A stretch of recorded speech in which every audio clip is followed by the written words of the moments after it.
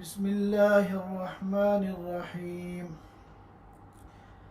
الحمد لله نحمده ونستعينه ونستغفره ونؤمن به ونتوكل عليه ونعوذ بالله من شرور أنفسنا ومن سيئات أعمالنا.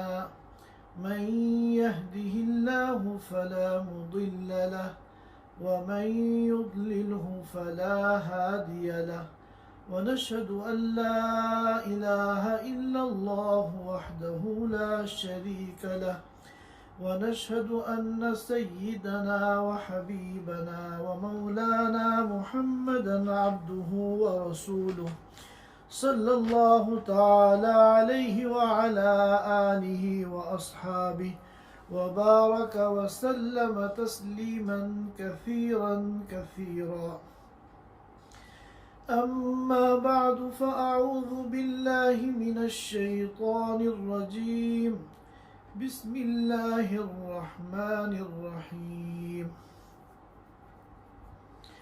فأما الإنسان إذا ما ابتلاه ربه فأكرمه ونعمه فيقول ربي أكرمن وأما إذا ما ابتلاه ربه فقدر عليه رزقه فيقول ربي أهانن كلا بل لا تكرمون اليتيم ولا تحاضون على طعام المسكين وتأكلون التراث أكلا لما وتحبون المال حبا جما كلا إذا دكت الأرض دكا دكا وجاء ربك والملك صفا صفا.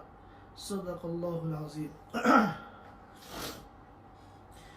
حضرات سامعین کرام،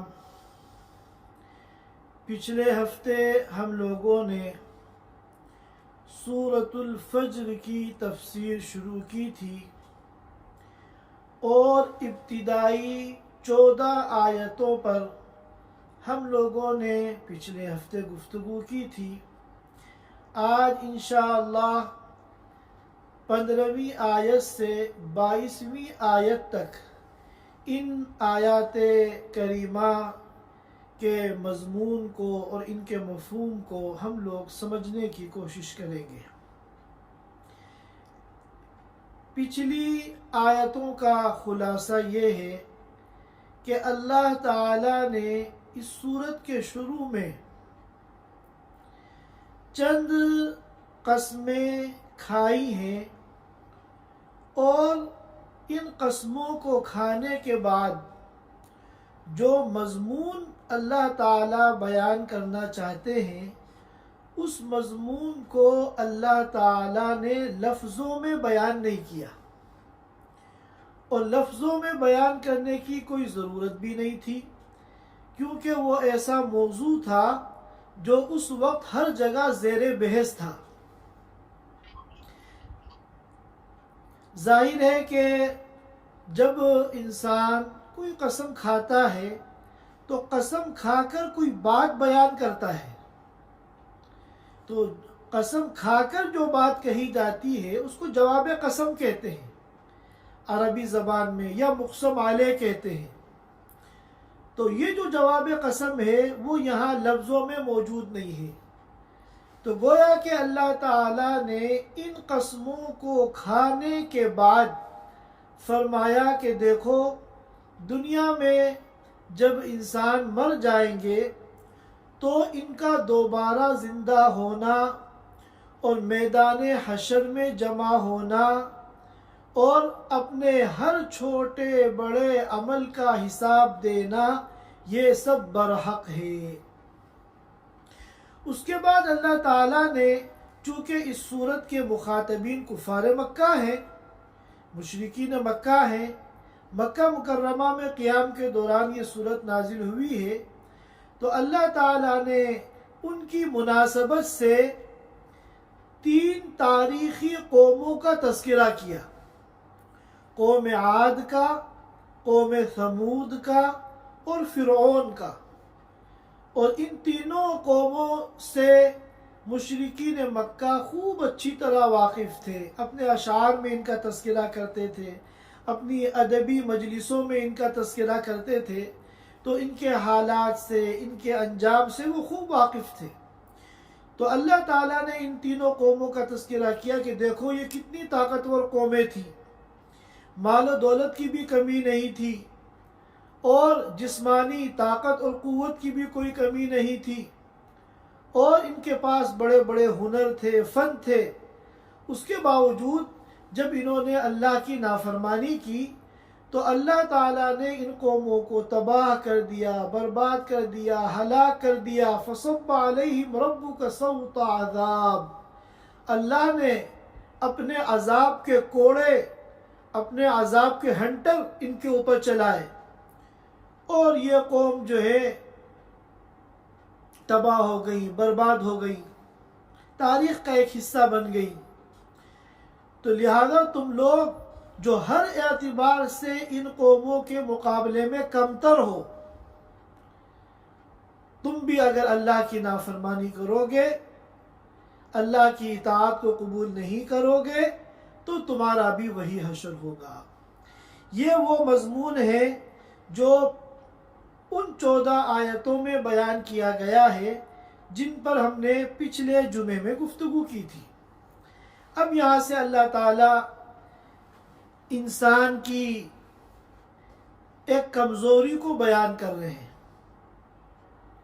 اور یہ جو کمزوری ہے یا گمراہی ہے، حقیقت میں تو یہ کفار کے اندر ہوتی ہے، لیکن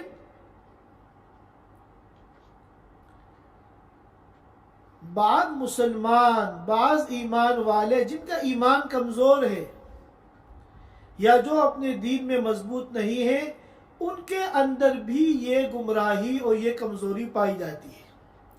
اس مضمون کو ہم سمجھنے سے پہلے ایک مرتبہ ان آیتوں کا ترجمہ کر لیتے ہیں تاکہ بعد میں تفسیر کو سمجھنے میں ہمیں آسانی ہو۔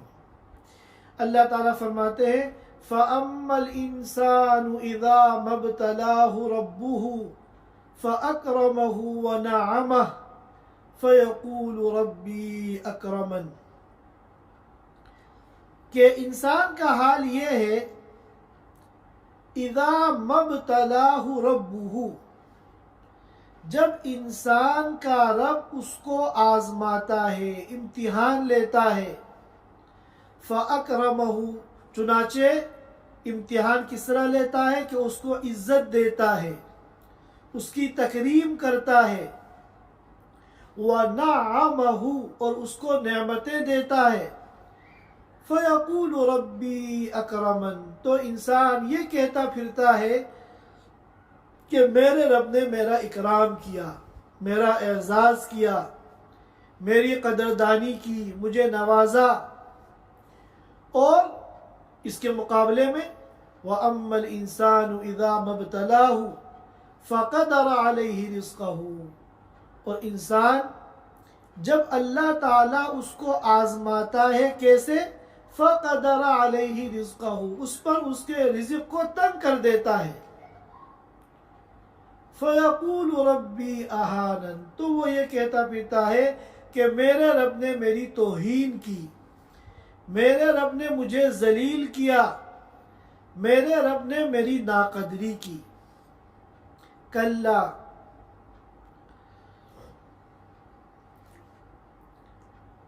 بل لا تکرمون الیتیم، یہ جو تمہاری سوچ ہے یہ ہرگز صحیح نہیں ہے۔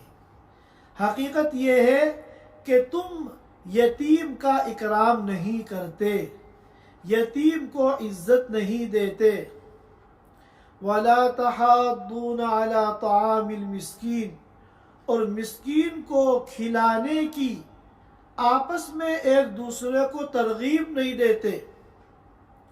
وَتَأْكُلُونَ التُّرَاثَ أَكْلًا لَمًّا، اور وراثت کا مال، ترکے کا مال جو مرنے والا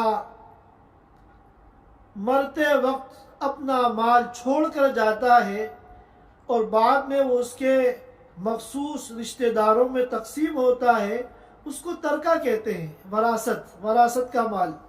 وَتَأْكُلُونَ التُّرَاثَ أَكْلًا لَمًّا، اور وراثت کا مال تم سمیٹ سمیٹ کر کھا جاتے ہو۔ وَتُحِبُّونَ الْمَالَ حُبًّا جَمًّا، اور تمہیں مال سے بہت زیادہ محبت ہے۔ تحبون، تم محبت کرتے ہو، المال، مال سے، حبًا جما، بہت زیادہ محبت۔ کلا اذا دکت الارض دکن دکا، ہرگز ایسا نہیں ہے جب زمین کو کوٹ کوٹ کر ریزہ ریزہ کر دیا جائے گا۔ وَجَاءَ رَبُّكَ وَالْمَلَكُ صَفًّا صَفًّا، اور آپ کا رب آئے گا اور فرشتے آئیں گے صف در صف، قطار میں صف بنا کر فرشتے آئیں گے۔ یہ ان آیات مبارکہ کا ترجمہ ہے۔ اب اللہ تعالیٰ یہاں فرمانے ہیں فَأَمَّا الْإِنسَانُ إِذَا مَبْتَلَاهُ رَبُّهُ، دیکھیے یہ تو ہم جانتے ہیں کہ دنیا دار الابتلاء ہے، یہ آزمائش کا گھر ہے، یہ امتحان گاہ ہے، اور دنیا جو ہے یہ آئیڈیل ہوم نہیں ہے، یہ مقصود نہیں ہے۔ اصل جو مقصود ہے وہ تو آخرت ہے۔ ہمیشہ ہمیش کی جو زندگی ہے، ایک ختم نہ ہونے والی جو زندگی ہے، وہ تو آخرت کی زندگی ہے۔ تو پھر اللہ نے دنیا کیوں بنائی؟ وہ اللہ نے دنیا کو بنایا ہے امتحان حال کے طور پر، کہ اللہ نے اصل جو زندگی بنائی ہے وہ آخرت کی بنائی ہے، اور آخرت میں اللہ تعالیٰ نے جنت بھی بنائی ہے، جہنم بھی بنائی ہے۔ کچھ لوگوں کو جنت میں ڈالنا ہے، کچھ لوگوں کو جہنم میں ڈالنا ہے۔ تو اب سوال یہ پیدا ہوتا ہے کہ جہنم میں کن کو ڈالیں اور جہنم میں کن کو ڈالیں؟ اب اگر علل ٹب کیف متفق، کچھ کو جنت میں ڈال دیں گے، کچھ کو جہنم میں ڈال دیں گے، تو یہ تو ناانصافی ہے اور یہ تو ظلم ہے۔ تو اللہ تعالیٰ نے ظلم انصاف قائم کرنے کے لیے یہ کہا، یہ سوچا کہ ہم امتحان لیتے ہیں، جو امتحان میں کامیاب ہوگا اس کو ہم جنت دیں گے، اور جو امتحان میں ناکام ہوگا اس کو ہم جہنم میں ڈالیں گے۔ تو اس امتحان کے لیے اللہ نے دنیا کو یہ بنایا امتحان حال۔ یہ دنیا جو ہے امتحان حال ہے۔ یہاں پر ساری انسانیت کو حضرت آدم علیہ السلام سے لے کر آخری آنے والے فرد بشر کو اس امتحان حال میں آ کے امتحان دینا ہے، اور اس امتحان کا جو رزلٹ ہوگا، اس رزلٹ کے مطابق آخرت کی جو اصل زندگی ہے، ہمیشہ ہمیش کی زندگی، اس میں پھر یہ کنفرم ہوگا کہ کس کو جنت میں جانا ہے اور کس کو جہنم میں جانا ہے۔ چنانچہ اللہ تعالیٰ فرماتے ہیں الذی خلق الموت والحیات لیبلوکم ایکم احسن عملا، کہ اللہ نے ہی جو زندگی اور موت پیدا کی ہے، موت و حیات کا ایک نظام قائم کیا ہے کہ ہر ایک اس دنیا میں پیدا ہوتا ہے اور ایک وقت گزار کر اس دنیا سے چلا جاتا ہے۔ یہ جو موت و حیات کا نظام ہے، یہ اللہ نے کیوں بنایا؟ لیبلوکم، تاکہ تمہارا امتحان لے، لیبلوکم، تاکہ تمہیں آزمائے، ایکم احسن عملا، کہ تم میں اچھے عمل والا کون ہے۔ جو اچھے عمل والا نکلے گا اس کو پھر اللہ تعالیٰ آخرت کی ہمیشہ ہمیش کی زندگی میں جنت عطا فرمائیں گے، اور جو اچھے عمل والا نہیں نکلے گا، برے عمل والا نکلے گا، اس کو آخرت کی جو زندگی ہے وہاں ہمیشہ ہمیش کے لیے جہنم میں ڈالیں گے۔ اب معلوم ہوا کہ اس دنیا کے قیام کا مقصد ہی امتحان ہے، آزمائش ہے۔ تو اللہ تعالیٰ دنیا میں بندوں کا جو امتحان لیتے ہیں، امتحان کے جو پیپر ہوتے ہیں وہ دو طرح کے ہیں. کبھی اللہ تعالیٰ دے کر آزماتے ہیں اور کبھی اللہ تعالیٰ لے کر آزماتے ہیں. کبھی اللہ تعالیٰ شکر کا امتحان لیتے ہیں اور کبھی اللہ تعالیٰ صبر کا امتحان لیتے ہیں. اللہ تعالیٰ فَأَمَّا الْإِنسَانُ إِذَا مَبْتَلَاهُ رَبُّهُ، جب انسان کو اس کا رب آزماتا ہے، امتحان لیتا ہے، فَأَكْرَمَهُ وَنَعَمَهُ، یہ امتحان کی پہلی شکل ہے جہاں اللہ تعالیٰ دے کر امتحان لیتے ہیں. اور یہ امتحان کس چیز کا ہوتا ہے؟ شکر کا امتحان ہوتا ہے. فَأَكْرَمَهُ، چنانچہ اللہ تعالیٰ اس کی تکریم کرتے ہیں، اس کو نوازتے ہیں. وَنَعَمَهُ، اور اس کو نعمتیں دیتے ہیں.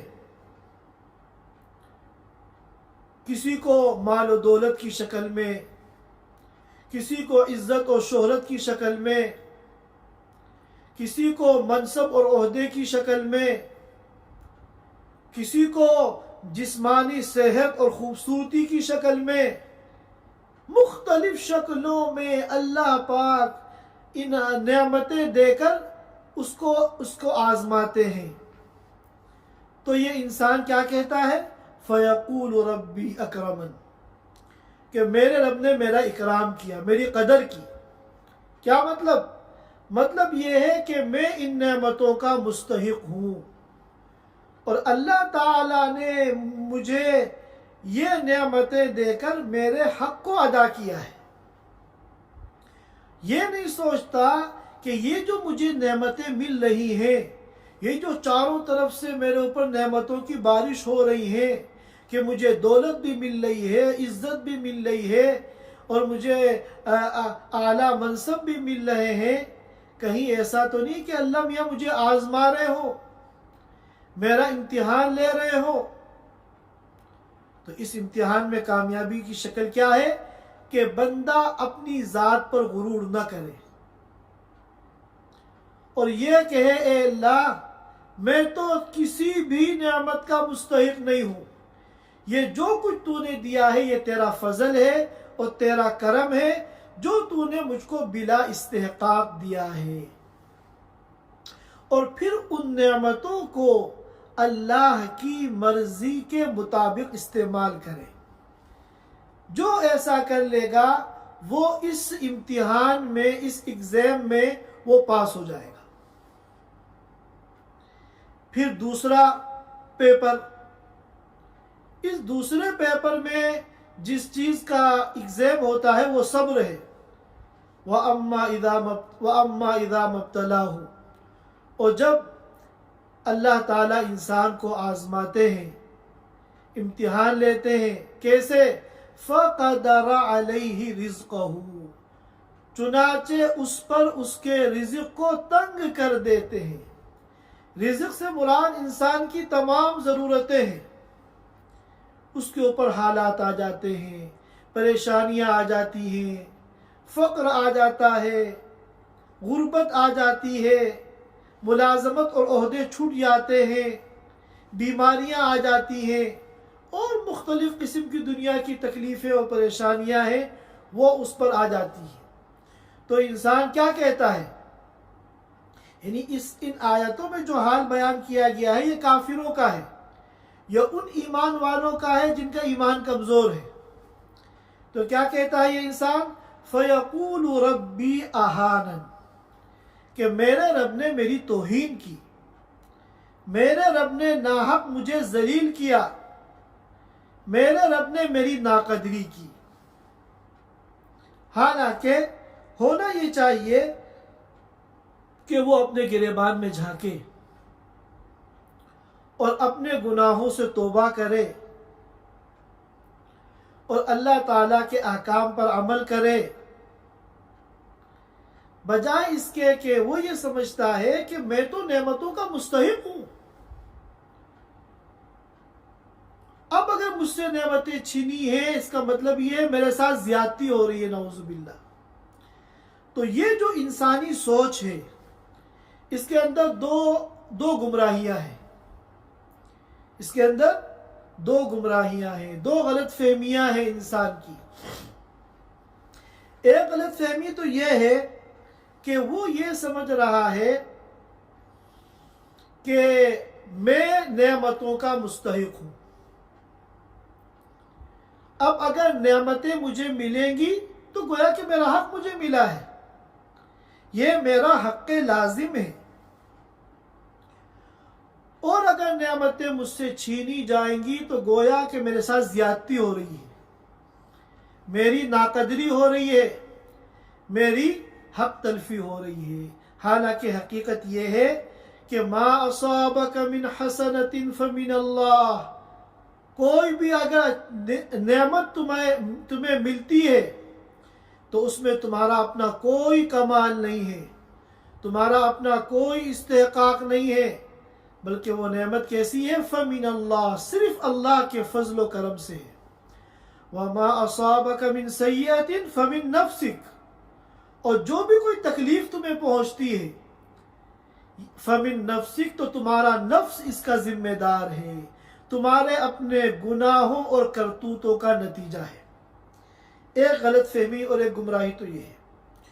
اور دوسری بات یہ ہے کہ دنیا کی ترقی کو وہ حقیقی کامیابی سمجھ رہا ہے،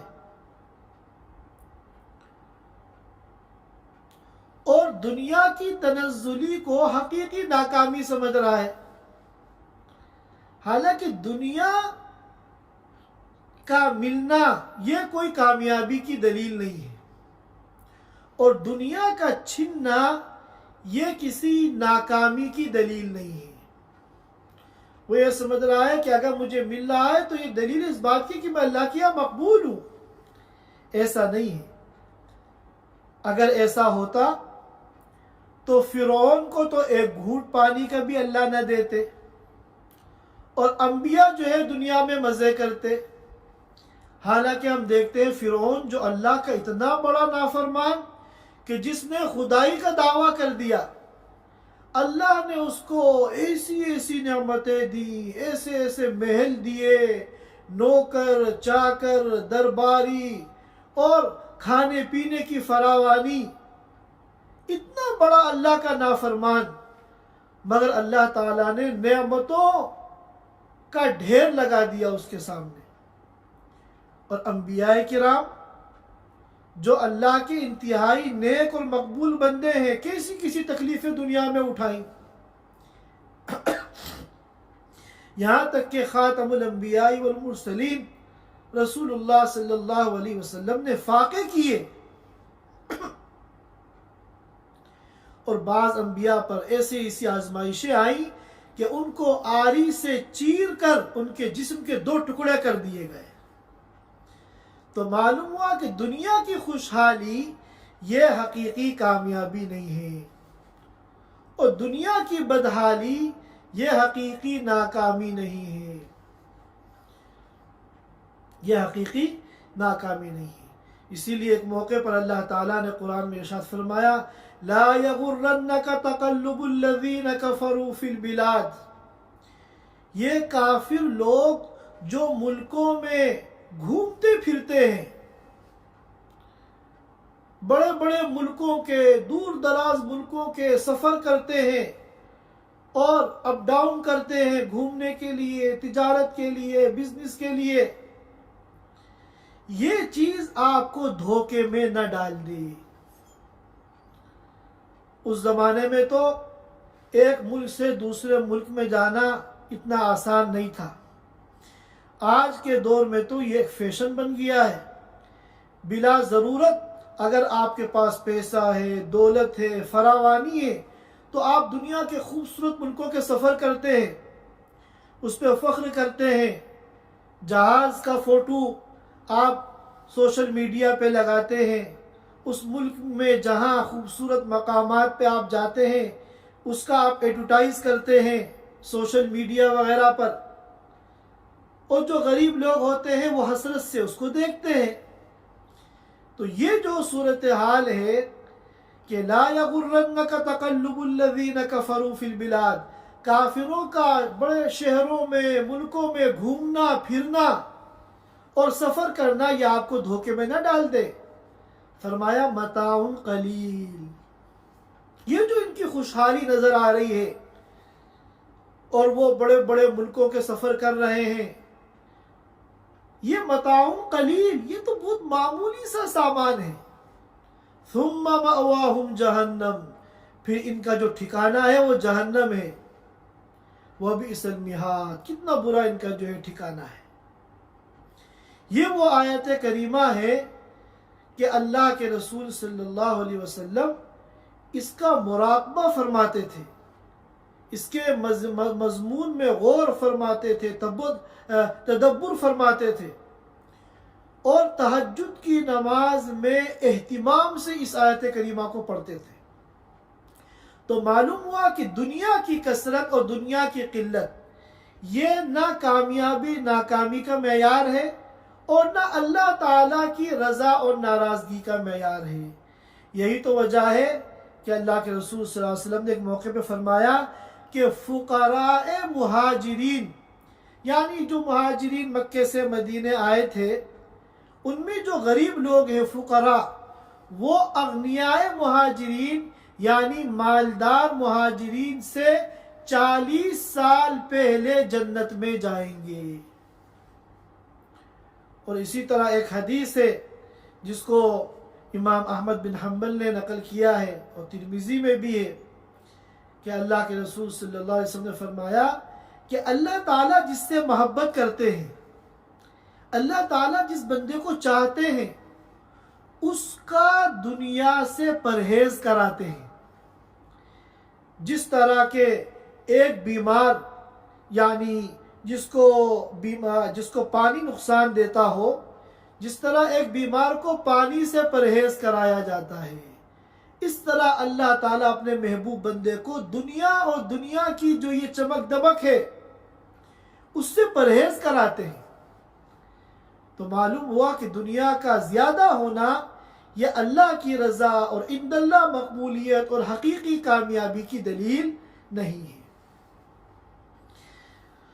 اس کے بعد فرمایا فَأَمَّا الْإِنسَانُ إِذَا مَبْتَلَاهُ رَبُّهُ فَأَكْرَمَهُ وَنَعَمَهُ فَيَقُولُ رَبِّي أَكْرَمَنِ وَأَمَّا إِذَا مَبْتَلَاهُ فَقَدَرَ عَلَيْهِ رِزْقَهُ فَيَقُولُ رَبِّي أَهَانَنِ كَلَّا بَل لَّا تُكْرِمُونَ الْيَتِيمَ. پھر اللہ تعالیٰ ان لوگوں کو آئینہ دکھا رہے ہیں، کس بنیاد پر تم اپنے کو نعمتوں کا مستحق سمجھتے ہو؟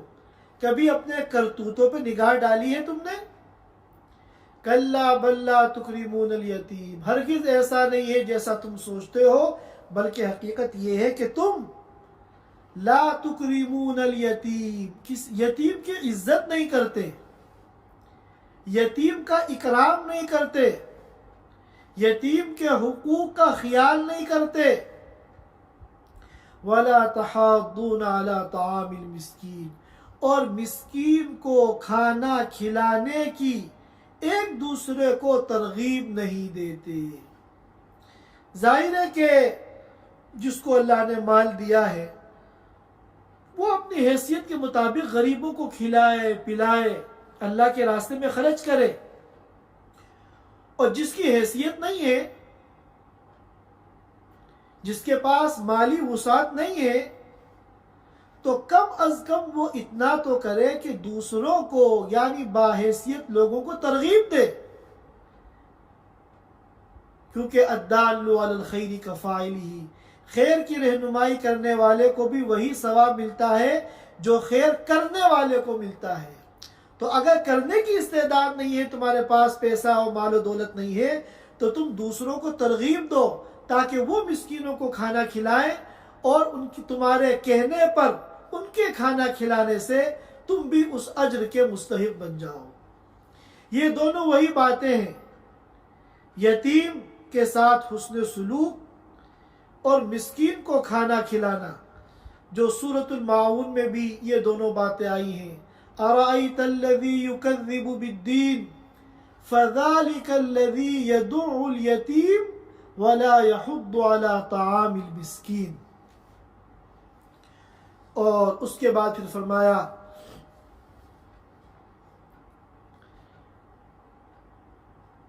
کلا اذا دکت الارض دکن دکا، یاد کرو اس وقت کو جب زمین کو کوٹ کوٹ کر ریزہ ریزہ کر دیا جائے گا۔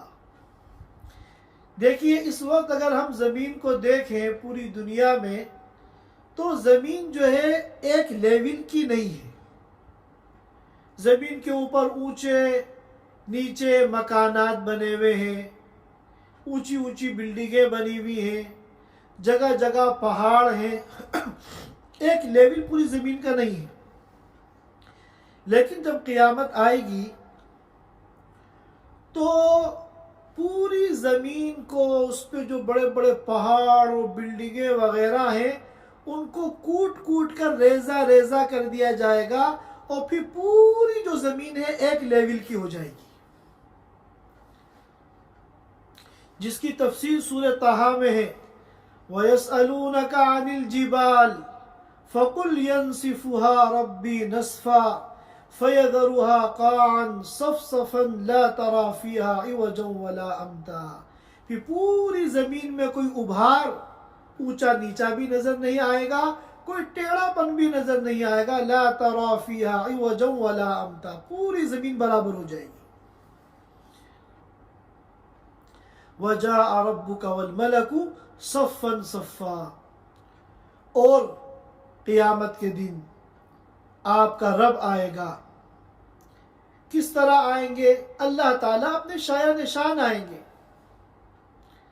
مخلوق کا آنا اور جانا یہ مخلوق کے اعتبار سے ہے، اور خالق کا جو آنا اور جانا ہے وہ ان کی شایع نشان ہے۔ وَالْمَلَكُ صَفًّا صَفًّا، اور فرشتے آئیں گے صف در صف۔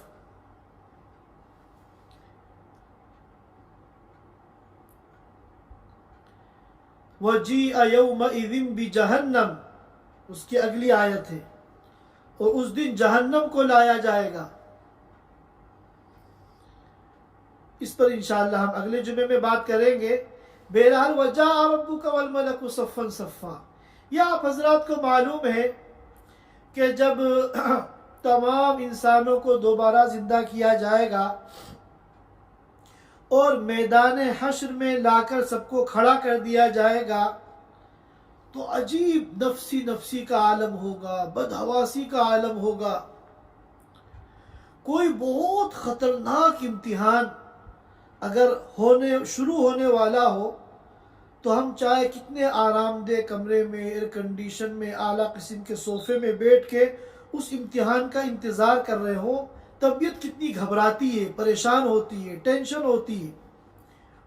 اور وہ تو ایسا امتحان ہے اور ایسا حساب و کتاب ہے کہ جہاں آر پار کا معاملہ ہے، یا تو جنت یا جہنم، اور سورج جو ہے 1 میل کے فاصلے پر ہوگا۔ اندازہ لگائیے کہ سورج کتنی بلندی پر ہے، تب بھی ہم جو ہے گرمی کے زمانے میں دوپہر میں باہر سورج کے سامنے کھڑا ہونا مشکل ہے۔ وہ سورج کہاں ہوگا؟ 1 میل کے فاصلے پر ہوگا، اور اتنی بھیڑ ہوگی اور اتنا ازدحام ہوگا کیونکہ سارے اولین و آخرین جمع ہوں گے کہ 2 قدموں کے علاوہ کسی کے پاس کوئی جگہ نہیں ہوگی، پورا کراؤڈ ٹھسا ہوا ہوگا۔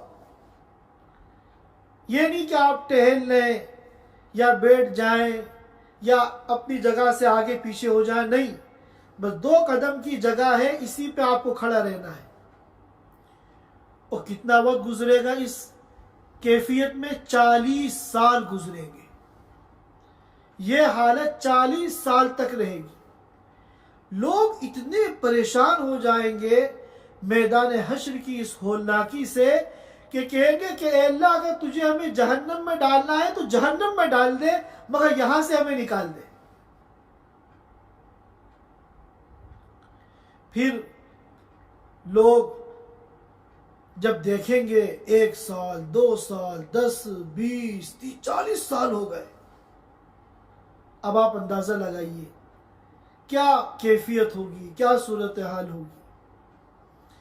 تو پھر لوگ حضرت آدم علیہ السلام کے پاس جائیں گے کہ آپ ابو البشر ہیں، آپ جو ہے اللہ تعالیٰ سے سفارش کر دیجئے۔ سفارش یہ نہیں کہ جنت میں داخل کر دیجئے، نہیں، فی الحال جس ہم تکلیف دہ مرحلے سے گزر رہے ہیں اس سے نکال دیجئے۔ وہ انکار کر دیں گے کہ نہیں۔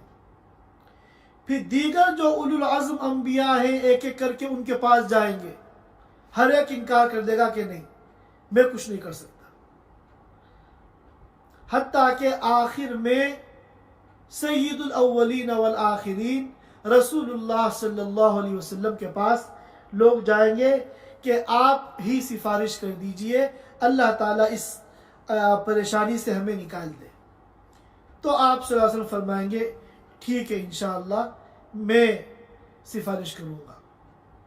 آپ جائیں گے اور عرش الہی کے سامنے جا کر آپ سجدے میں گر جائیں گے،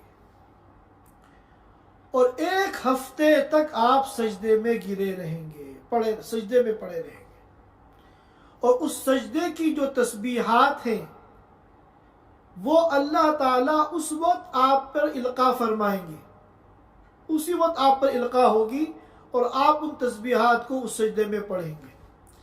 جب 1 دن 2 دن 3 دن پورے 7 دن گزر جائیں گے تو رحمت الہی جوش میں آئے گی۔ اللہ تعالیٰ فرمائیں گے یا محمد ارفع رأسک، اے محمد اپنا سر اٹھائیے، سجدے سے اٹھیے، اشفع تشفع، سفارش کیجئے، شفاعت کیجئے، آپ کی سفارش کو ایکسیپٹ کیا جائے گا، سل تعطا، مانگیے، آپ جو مانگیں گے وہ آپ کو دیا جائے گا۔ تب اس موقع پر یہ ہوگا وَجَاءَ رَبُّكَ وَالْمَلَكُ صَفًّا صَفًّا۔ اللہ تعالی ہم سب کو قیامت کی ہولناکیوں سے ہم سب کو بچائے، اور اللہ تعالی آسانی کے ساتھ بنا حساب و کتاب جنت الفردوس کے اندر داخل ہو، جنت الفردوس جانے والوں میں ہم سب کو شامل فرمائے۔ یہ چند باتیں تھیں جو ان آیات کے متعلق عرض کرنی تھی۔ انشاءاللہ ما بقیہ جو آیات ہیں وہ اگلے ہفتے انشاءاللہ ہم اس پر غور کریں گے انشاءاللہ۔ Thanks for watching. Don't forget to like, comment, share and subscribe to Al Wahid channel.